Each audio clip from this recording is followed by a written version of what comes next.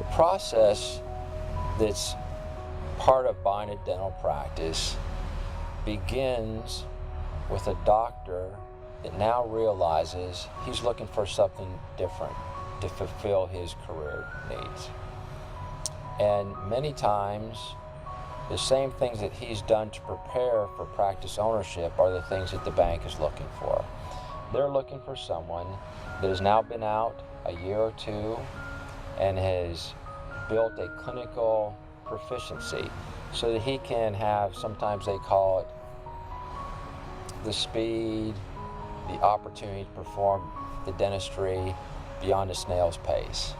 And he can support practice, because if you look at a practice that's doing $500,000 in annual collections and 25% is hygiene, the balance of that is going to be performed by the doctor. And they just divide that number by 12 and say, has this doctor had the experience to do $20,000 to $25,000 a month in production, in collection? And so he needs to be prepared to be able to show that he can do that amount of work. Next, the bank's also looking at a buyer that says, I've got some fiscal responsibility. I've saved a little money. I know how to save.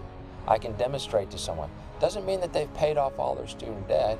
It just means that they've got the fiscal responsibility to put a little money aside and know they've got something there for a rainy day.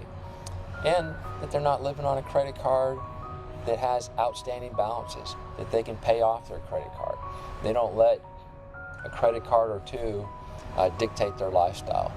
And with those considerations, then he can begin to say, I've worked in a practice, I've got the clinical speed, and I now have gotten a better appreciation of what goes into a practice so that I can start to identify what I'm looking for. He'll understand when he looks at a practice, what type of work are they doing? Can I perform the procedures that are being performed in that practice? And that'll all be disclosed in the practice appraisal and prospectus. They begin to look at the things that are important to them. They might be looking at location. They might be looking at that staff and the support of the staff.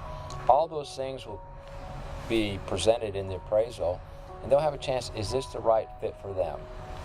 The next step from there is, once they begin to feel it's the right fit for them, they're going to ask that doctor for a confidential visit, because all this is done confidentially.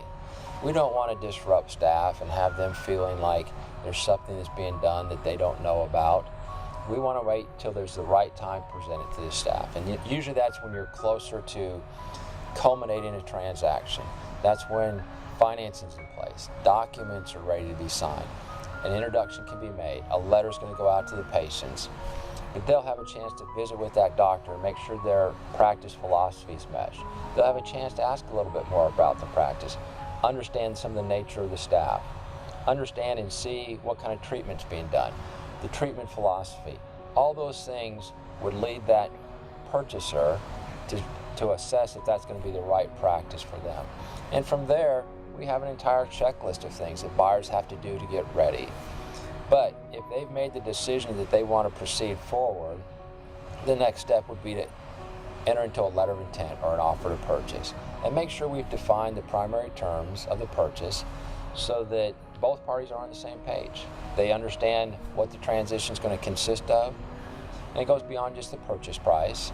If there's going to be a work-back arrangement, how are we going to make introductions to the patients? And they cover the essential elements of a transition. And then from there, we're going to get financing completed in place. We're going to get the purchase agreements put in place.